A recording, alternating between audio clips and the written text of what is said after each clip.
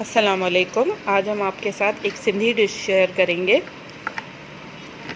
ये बी होते हैं, इन्हें सिंधी में हम बी कहते हैं और इंग्लिश में इन्हें लोटस रूट कहा जाता है और उर्दू में इसको कमल की जड़ कहा जाता है।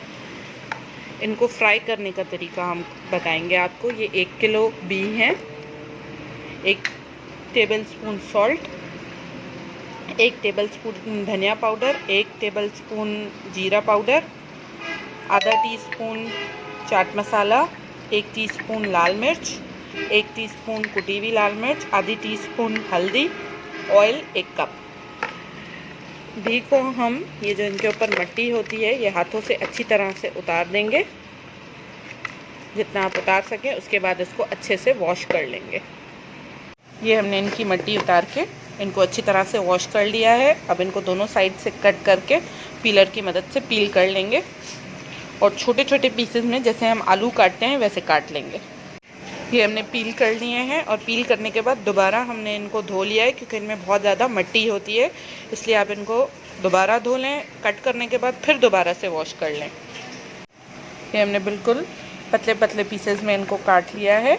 अब हम पैन गरम करने के लिए रखेंगे, फिर उसमें ऑयल गरम करके इसको ऑयल में डाल देंगे। ऑयल गरम जैसे हुआ हमने इसमें भी ऐड कर दिए हैं। अब हम सारे मसाले इसमें ऐड करेंगे।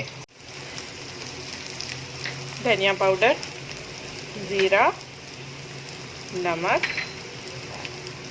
चाट मसाला, कुटी हुई लाल मिर्च, हल्दी, लाल मिर्च पिसी हुई, अच्छे से मिक्स कर देंगे। मसालों को अच्छी तरह से मिक्स करने के बाद इसमें हम 1 कप पानी ऐड करेंगे और इसे थोड़ी देर ढककर बिल्कुल हल्की आंच पर कुक होने के लिए रखेंगे, क्योंकि ये थोड़े से सख्त होते हैं, इसलिए इनको थोड़ा सा कुक होने में टाइम लगता है।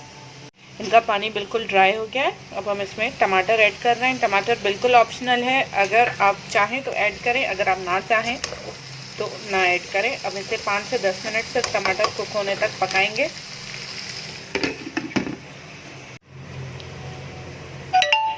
ये हमारे भी रेडी हो चुके हैं। इसमें हम हरा धनिया, हरी मिर्चें ये ऐड कर लेंगे और इसे सर्व करेंगे। ये हमारे भी फ्राई बनके रेडी हो चुके हैं। बहुत टेस्टी बनते हैं। ये आप रोटी के साथ भी खा सकते हैं और चावलों के साथ भी खा सकते हैं। इंशाल्लाह हम भी की दूसरी रेसिपीज़ भी आपके साथ शेयर करेंगे। Thank you.